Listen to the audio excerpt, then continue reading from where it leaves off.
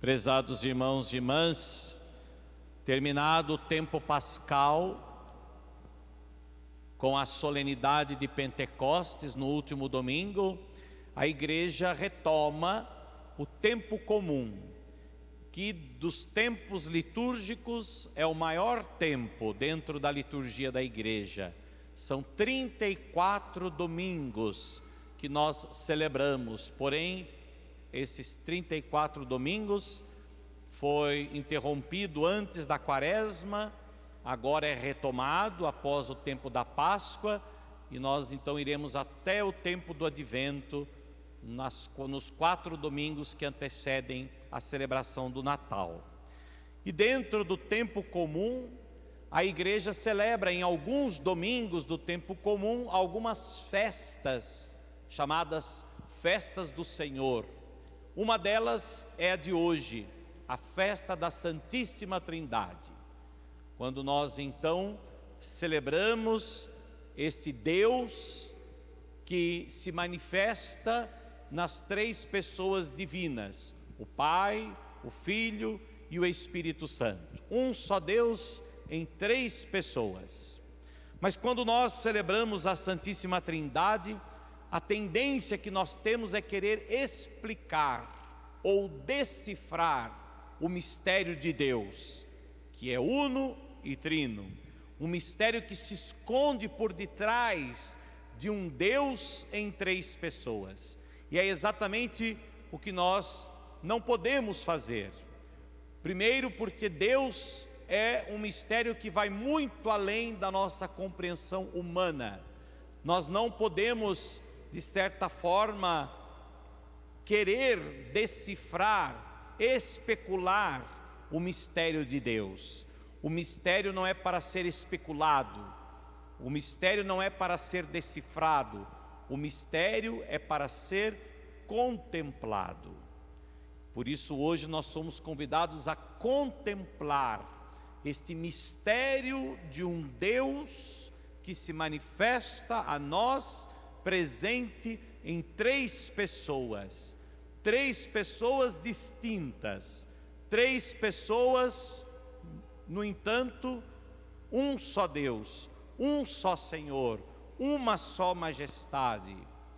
E é exatamente esse Deus que foi se revelando a nós ao longo da história da salvação, esse Deus que foi se mostrando, se revelando aos homens por amor, que nós somos chamados a contemplar na Trindade Santíssima.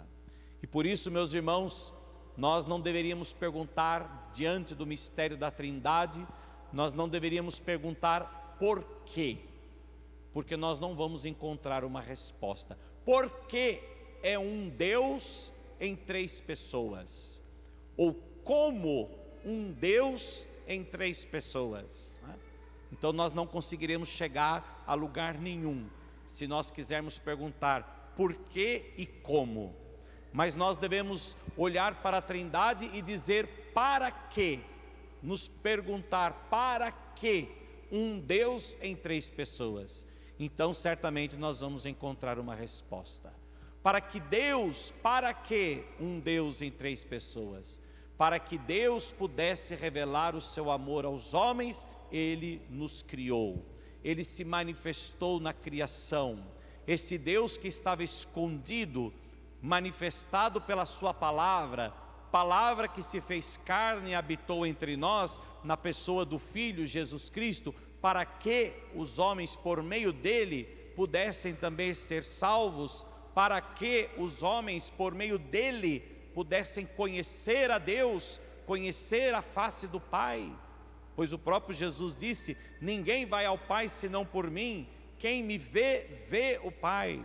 Portanto, é para que a humanidade pudesse se voltar ainda mais para Deus, e para que a humanidade estivesse unida a esse Deus, que é Pai, que nos foi dado também e manifestado a nós também na pessoa do Filho, que assumiu em tudo a nossa condição, menos no pecado, a fim de nos redimir do pecado, nos redimir da morte, para que nós pudéssemos conhecer o verdadeiro amor de Deus, porque aí está a essência de Deus, a essência que é uma só, presente em três pessoas divinas, é o que os torna um em três, ou três em um, é justamente a essência divina, o Deus, e essa essência permeada pelo amor, é o mesmo amor, o único amor, o amor que não muda. Portanto, o mesmo amor com o qual Deus Pai nos criou, o mesmo amor com o qual o Pai se manifestou ao mundo, é o mesmo amor manifestado pelo Filho, que se entregou, que se doou, que foi ao encontro dos pecadores, que deu a vida por nós na cruz, o mesmo amor pelo qual o Pai criou. E este mesmo amor também foi derramado pelo Espírito Santo, para que a igreja continuasse a ser salva, para que a igreja pudesse continuar caminhando na terra, como nós bem vimos na liturgia do domingo passado de Pentecostes. O Espírito Santo nos foi dado de junto do Pai e do Filho, para que nós pudéssemos recordar sempre das palavras de Jesus, e a partir dessas palavras nós pudéssemos nos santificar, pudéssemos santificar o mundo. Então, se nós diante do mistério nos perguntarmos o para quê, certamente nós encontraremos resposta. Deus se revelou aos homens, Deus manifestou o seu amor e o manifesta até hoje, para que os homens possam, conhecendo a Deus, unir-se a Deus e estar em plena comunhão com Deus, com o Senhor. Por isso, meus irmãos, somos chamados a contemplar a Trindade Santíssima, a Trindade que está voltada um para o outro. Essa também é a realidade da Trindade, é o amor do Pai, do Filho e do Espírito Santo, é o mesmo, não muda. Por isso, um está voltado para o outro, e um confirma o outro. Vejam então que na Trindade, por mais que haja a diversidade, por mais que sejam três pessoas, há uma plena harmonia, há uma plena comunhão. Um está voltado para o outro, um confirma a missão do outro, um reafirma a ação e o poder do outro. Vejam, quando o Pai, desde a criação, como nós vimos na primeira leitura de hoje, quando o Pai criava, a sua bondade, o seu amor inscritos se manifestavam nos homens, na beleza e na harmonia das coisas criadas. Ali estava também presente o amor do Filho, manifestado pela palavra do Pai, pois o Filho é a palavra do Pai. O Filho é a palavra do Pai encarnada, o Filho é a palavra do Pai realizada. Mas também ali já estava o Espírito Santo, que dava, que santificava todas as coisas, que manifestava a ação de Deus, o mesmo Espírito que pairava sobre as águas, quando Deus tudo criava, era o Espírito Santo santificando todas as coisas, pela palavra e pela ação do Pai e do Filho.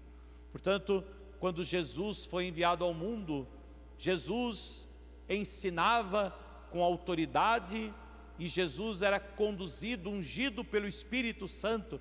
Quando Jesus também se manifestava a nós, Ele manifestava o amor de quem? Do Pai.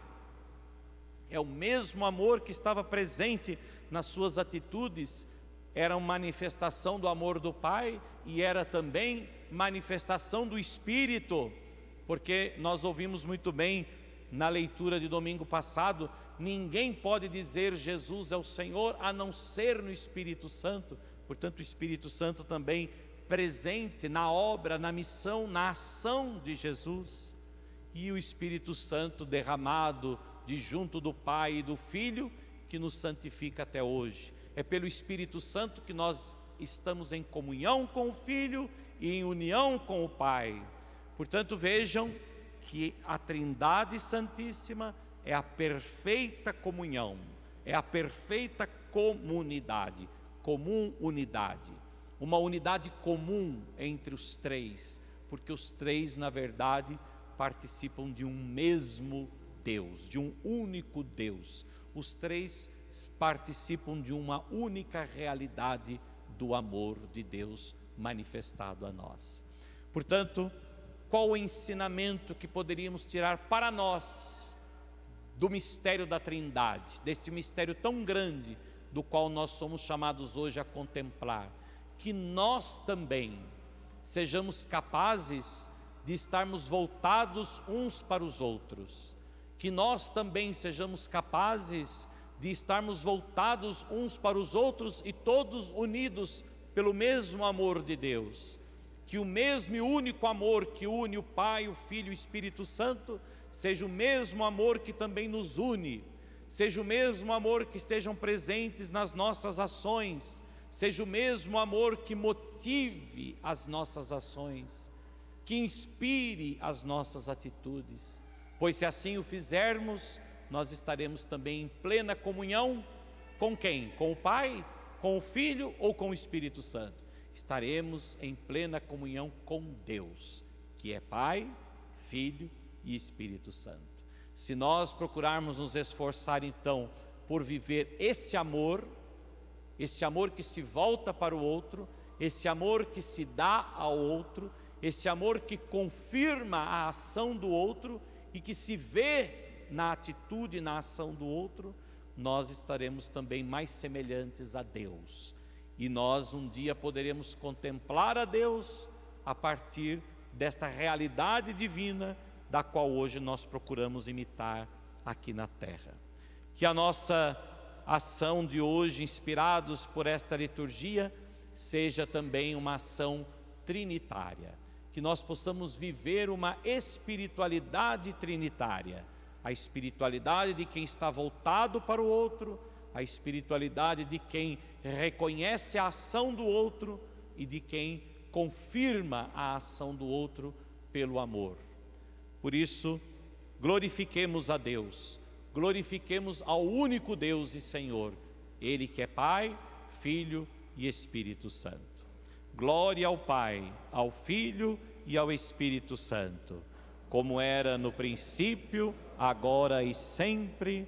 Amém.